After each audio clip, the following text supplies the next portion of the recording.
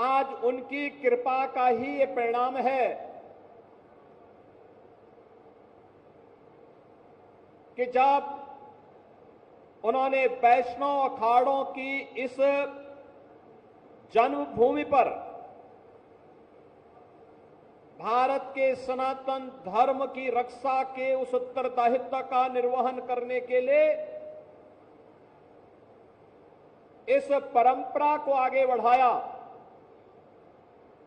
आज उसका यह भव्य रूप हम सबको देखने को मिल रहा है।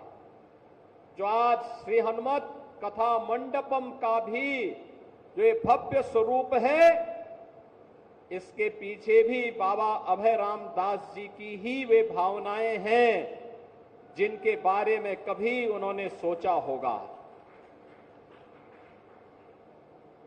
बहनों और भाइयों, मैं अभिनंदन करूंगा श्री हनुमानगढ़ी के गद्दी निशीन और सभी पट्टियों से जुड़े हुए पूज्य महंतों का, संतों का, नागाओं का, जिन्होंने एक एक पाई को बचा करके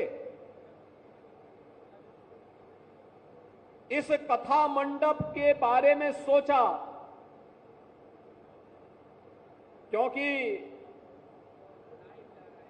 अयोध्या धाम में अब जो भी आता है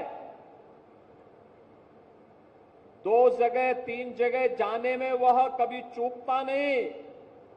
श्री राम जन्मभूमि में, श्री हनुमानगढ़ी में और सरयू मैया के घाट पे जाकर के मां सरयू का सानिध्य प्राप्त करने के लिए। अक्सर इस बारे में चर्चा होती थी कि हनुमानगढ़ी का भी अपेक्षित विकास होना चाहिए। हम लोग भी बोलते थे ये होना चाहिए। कैसे होगा? क्योंकि एक ऐसी विरासत हनुमानगढ़ी के पास, जिन्होंने सदैव योद्धा भाव के साथ ही सनातन धर्म की रक्षा करने के लिए अपने आप को तैयार किया, लेकिन वो योद्धा भाव आज नए भारत में बोद्धा के रूप में भी सबके सामने आ गया है। जब इस श्रीमद हनुमत कथा मंडपम के इस भव्य स्वरूप को हम देख रहे हैं, अब हर व्यक्ति बोलेगा हनुमानगढ़ी अब भक्ति और शक्ति के साथ साथ बुद्धि और युक्ति, क्योंकि कोई भी कुश्ती बिना युक्ति के नहीं हो सकती, वह बुद्धि और युक्ति का भी एक संगम बन गया है। सचमुच ये कथा मंडपम पूज्य बाबा अभय राम दास जी की भावनाओं को ही प्रतिनिधित्व कर रहा है। उनकी आत्मा जहां भी होगी प्रसन्न होगी कि देखिए मेरे आने वाली पीढ़ियों ने हनुमानगढ़ी के भविष्य को सुरक्षित बनाने के लिए, हनुमानगढ़ी के वैभव को श्री हनुमान जी महाराज की कृपा से जो वैभव श्री हनुमानगढ़ी के पास उमड़ रहा है, आम जन के विश्वास का प्रतीक बना करके उसे श्री हनुमत कथा मंडपम के रूप में और अब यहां पर होने वाले बड़े बड़े धार्मिक कार्यक्रमों के माध्यम से उसे आगे बढ़ाने के लिए एक नई शुरुआत प्रारंभ कर दी है।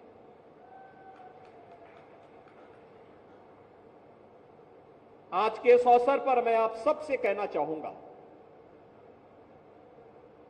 हमें इस बात को ध्यान में रखना होगा, व्यक्ति हो या समाज,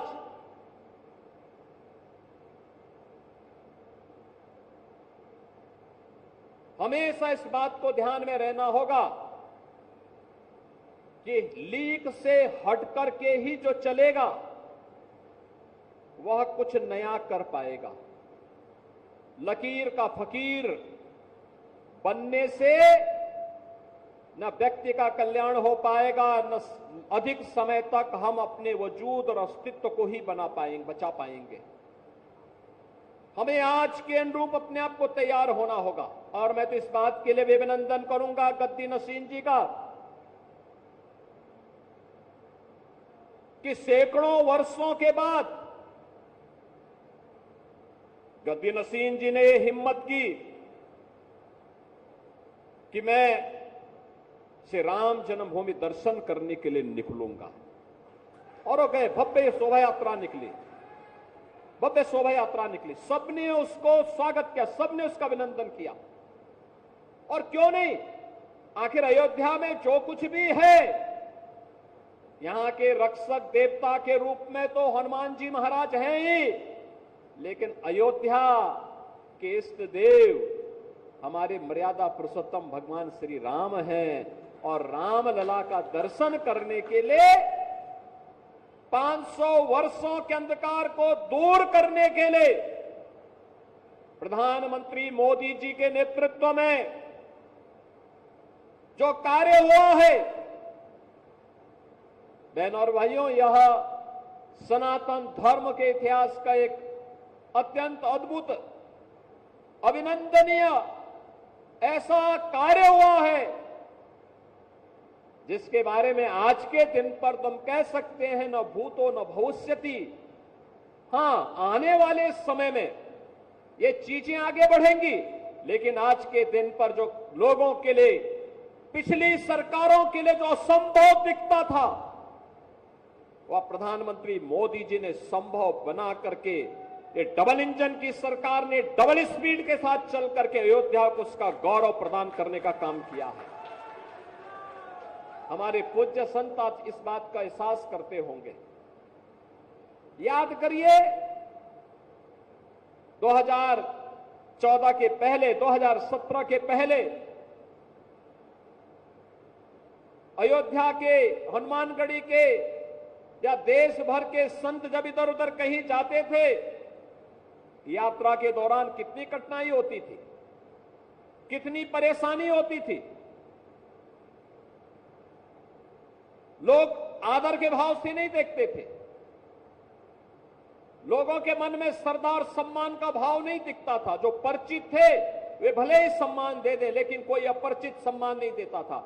आज मैं गारंटी के साथ कह सकता हूं, आज के दिन पर आप देश के अंदर कहीं जाएंगे, अयोध्या का नाम बोलेंगे, राम जन्मभूमि का नाम बोलेंगे, हनुमानगढ़ी का नाम बोलेंगे, सामने वाला व्यक्ति आपके सामने झुक करके आपको सम्मान देता हुआ दिखाई देगा।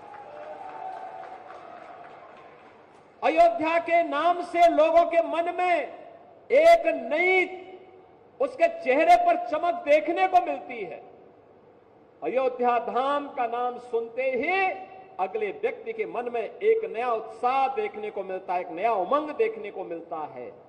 कारण है, अयोध्या को यह भव्य स्वरूप देने के प्रधानमंत्री जी के विजन को जब जमीनी धरातल पर उतारने के लिए हम लोगों ने कार्य प्रारंभ किया, तो मैं अभिनंदन करूंगा अयोध्या वासियों का कि अयोध्या वासियों ने उसका अक्षरशः पालन करने में अपना योगदान दिया।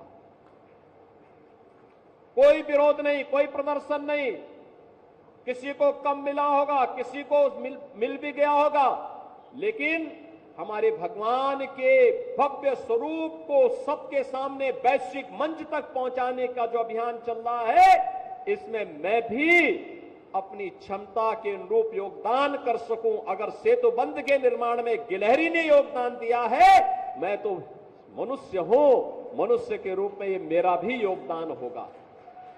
और आज अयोध्या भव्य दिख रही है, आप देख रहे होंगे।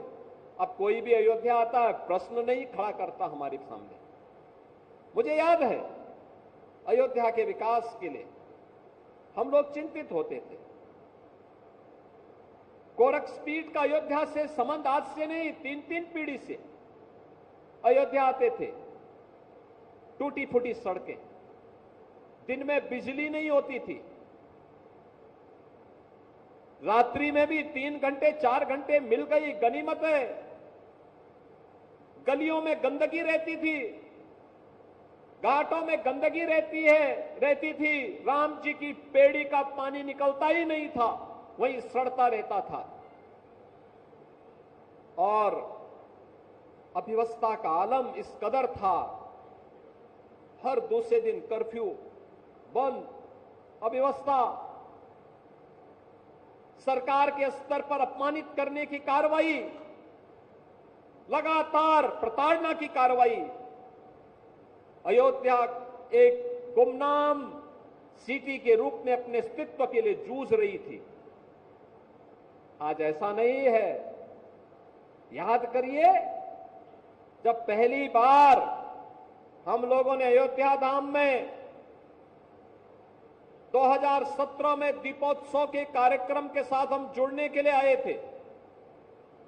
मेरा विश्वास था ये दीपावली तो अयोध्या ने दी है दुनिया को, भारत को दिए सनातन धर्म का प्रमुख पर्व और त्योहार अयोध्या ने दीपावली के रूप में दिया है। और भगवान श्री राम ने विजयादशमी का पर्व भी लंका विजय के उपलक्ष्य में इसी अयोध्या की देन है। तो लोग जब बोलते थे कैसे होगा, हमने कहा होगा। अयोध्या का वैभव आएगा, जरूर आएगा, कोई रोक नहीं पाएगा। दीपोत्सव के कार्यक्रम के साथ हम जुड़ने के लिए आए थे और मुझे याद है यहां के सभी पूज्य संत जन एक साथ एक मंच पर आकर के भगवान का अभिषेक करने के लिए उन्होंने भी पूरा योगदान दिया। और आज देखिए, आपकी जो कृपा उस समय थी, उसके उपरांत फिर 5 अगस्त 2020 को जब नवंबर 19 में राम जन्मभूमि का फैसला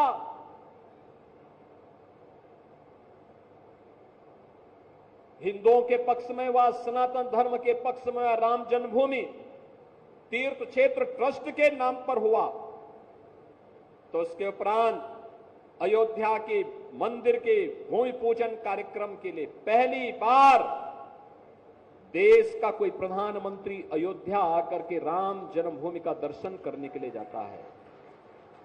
यह श्रेय भी केवल मोदी जी को दिया जा सकता है। मोदी जी पहले प्रधानमंत्री थे, अयोध्या आए।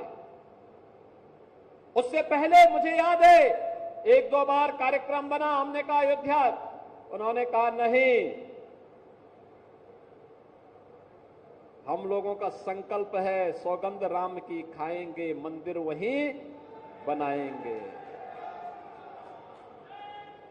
और उस संकल्प की पूर्ति के लिए प्रधानमंत्री मोदी जी स्वयं अयोध्या आए और अयोध्या में उन्होंने आकर के राम लला के भव्य मंदिर की आधारशिला रखी।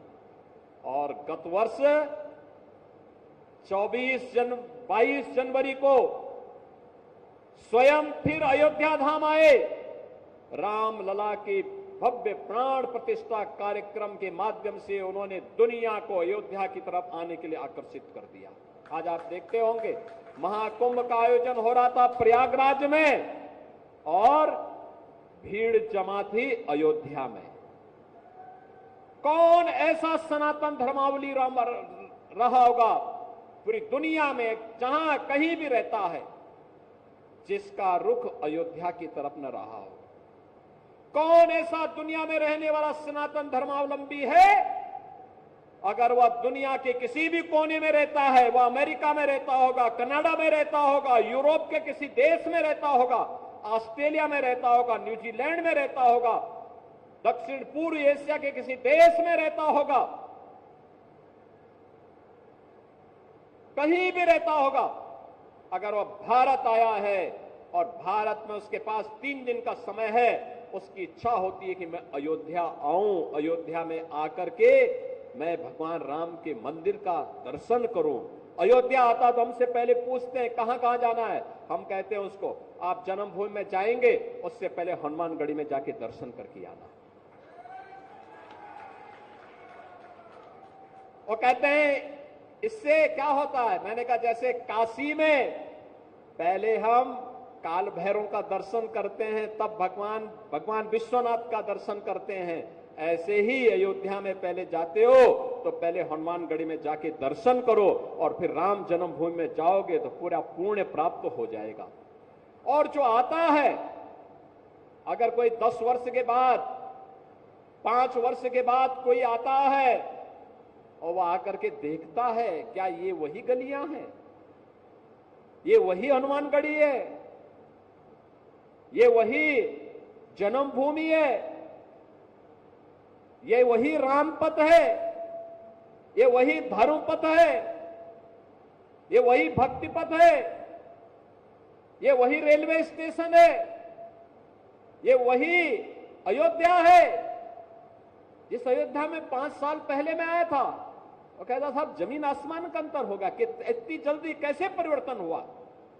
आज आप देख रहे होंगे जितने भी मार्ग हैं अयोध्या के सब 4 लेन से जुड़ चुके हैं, 4 लेन के साथ जुड़ चुके हैं।